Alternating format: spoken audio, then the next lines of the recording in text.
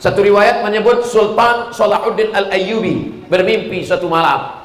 Datang Rasulullah SAW menjumpai dia. Jasadku akan dicuri di kota Madinah. Lalu kemudian apa yang dilakukan oleh Sultan? Periksa semua rumah sewa yang ada di samping Masjid Nabawi. Lalu kemudian diperiksa, rupanya ada penggalian kamar yang disewa, dibuat terowongan mau tembus ke makam Nabi Muhammad SAW. Padahal Nabi sudah meninggal ratusan tahun, ribuan tahun.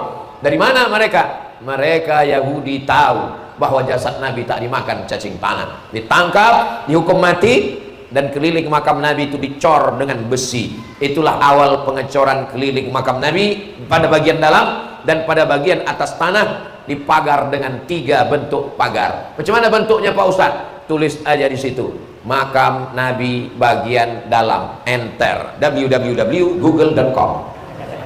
Apa maknanya? Orang Yahudi tahu jasad Nabi tak dimakan cacing tanah. Dari mana mereka tahu?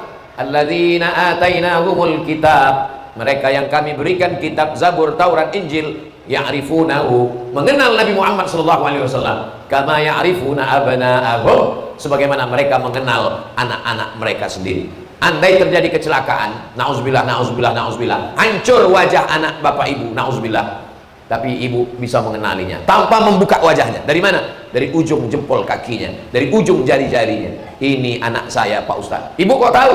Dari kecil dia kulahirkan, kubesarkan, kugendong, kumandikan, hafal aku setiap celah jari-jarinya itu Pak Ustadz. Dan kata Allah, alladzina atainahumul kitab, orang Yahudi dan Nasrani, ya'rifunahu, mengenal Nabi Muhammad, kama ya'rifuna abna'ahum, sebagaimana mereka mengenal anak-anak mereka sendiri. Bahkan lebih, ada salah seorang Yahudi namanya Husain. Husain mengintai dari jauh. Ketika Nabi disambut di kota Madinah, tala'al badru alaina min thaniyatil wada. Lalu kemudian dia mengintai dari jauh. Mana yang namanya Muhammad yang kata orang Nabi itu? Lalu kemudian setelah mereka menyambut, didekatinya Nabi Muhammad SAW, terjadi dialog, lalu dia pun bersyahadat di depan Nabi, asyhadu an la ilaha illallah, aku bersaksi tiada Tuhan selain Allah, wa asyhadu annaka Muhammad, aku bersaksi engkau adalah Muhammad, Rasulullah, Rasul utusan Allah. Dari mana dia tahu? Karena dia melihat sifat-sifat Nabi yang dia baca dalam kitab Taurat. Dia adalah orang Yahudi. Lalu kemudian dia masuk ke rumah Nabi SAW. Tak lama setelah itu datang orang Yahudi menjumpai Nabi. Nabi bertanya, kalian kenal Husain? Apa kata orang Yahudi Madinah? Husain pemimpin kami, Husain orang baik, bapaknya orang baik, kakek moyangnya orang baik, Husain adalah orang terbaik di antara kami. Kata Nabi, Husain ada di dalam rumahku dan dia sudah masuk Islam. Apa pendapat kalian? Husain orang jahat, bapaknya jahat, datuknya paling jahat.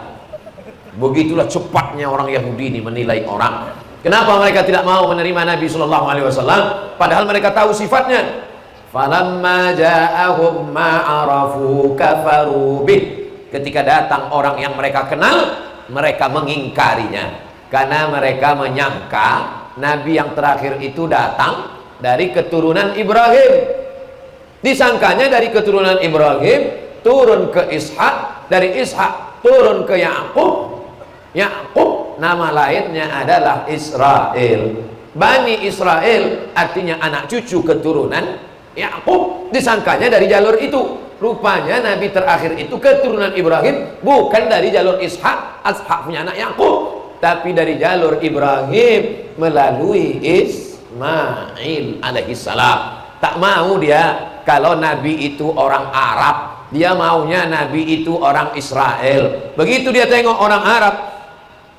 Tapi kita sebagai orang Melayu, sebagai orang Batak, sebagai orang Jawa, sebagai orang Sunda, tak pernah mempermasalahkan.